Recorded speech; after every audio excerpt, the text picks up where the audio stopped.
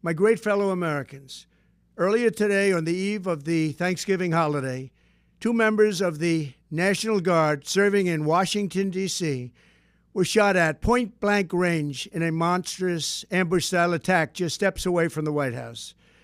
They had been deputized as part of the most successful public safety and national security mission in the history of our nation's capital, the D.C. Safe and Beautiful Task Force, which has achieved an unprecedented reduction in violent crime and crimes of all type. This heinous assault was an act of evil, an act of hatred, and an act of terror. It was a crime against our entire nation. It was a crime against humanity. The hearts of all Americans tonight are with those two members of the West Virginia National Guard and their families. The love of our entire country is pouring out for them, and we are lifting them up in our prayers. As we are filled with anguish and grief for those who were shot, we're also filled with righteous anger and ferocious resolve. As President of the United States, I am determined to ensure that the animal who perpetrated this atrocity pays the steepest possible price.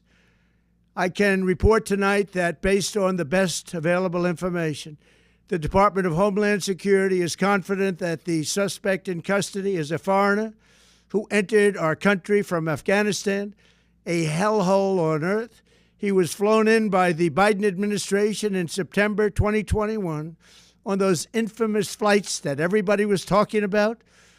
Nobody knew who was coming in. Nobody knew anything about it. His status was extended under legislation signed by President Biden, a disastrous president, the worst in the history of our country. This attack underscores the single greatest national security threat facing our nation.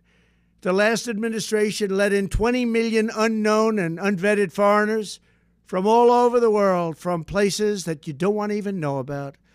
No country can tolerate such a risk to our very survival. An example is Minnesota, where hundreds of thousands of Somalians are ripping off our country and ripping apart that once great state. Billions of dollars are lost, and gangs of Somalians come from a country that doesn't even have a government, no laws, no water, no military, no nothing. As their representatives in our country preach to us about our Constitution and how our country is no good. We're not going to put up with these kind of assaults on law and order by people who shouldn't even be in